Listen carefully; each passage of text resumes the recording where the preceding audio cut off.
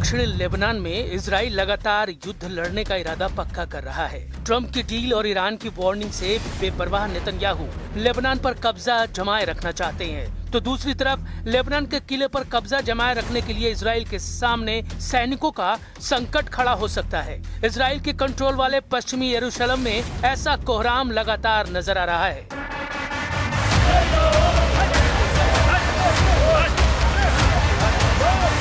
पश्चिमी यरूशलेम में पुलिस और हारेदी प्रदर्शनकारियों की झड़प आए दिन होती रहती है।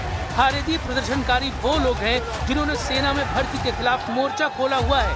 हारेदी यहूदियों की रैली नेतन्याहू को बार बार चैलेंज कर रही है। जब इजराइल ने गाजा, लेबनान और सीरिया में फौज तैनात की हुई है और ईरान से युद्ध किसी भी वक्त शुरू हो सकता है। इजराइल की सेना में भर्ती का मुद्दा बहुत गरमाया हुआ है। अनिवार्य सर्विस का विरोध चल रहा है। इस विरोध का सेंटर पॉइंट वो हारेदी यहूदी समुदाय है जो नहीं चाहता कि उस पर सेना में अनिवार्य सर्विस का दबाव डाला जाए। इसी डिमांड के साथ हजारों लोग आए दिन इजराइल के शहरों में प्रदर्शन करते रहते हैं।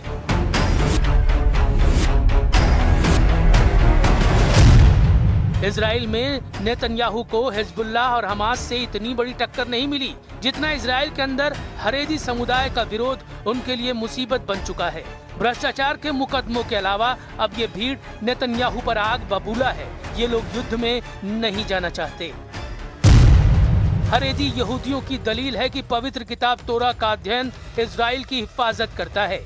ऐसा करना उनकी ही जिम्मेदारी है, इसलिए उन्हें फौज में भर्ती से छूट मिलनी चाहिए। हारेदी यहूदियों का मानना है कि सेना का माहौल उनके धार्मिक नियमों से अलग है, जहां पुरुष और महिलाएं साथ रहते हैं। खाने पीने के नियम भी ऐसे हैं जो उनकी प्रार्थना के नियमों से मेल नहीं खाते। हारेदी यहूदी समुदाय इजराइल देश की स्थापना को भी सही नहीं मानता। ऐसे में हारेदी युवाओं की धार्मिक आस्था कमजोर होती है।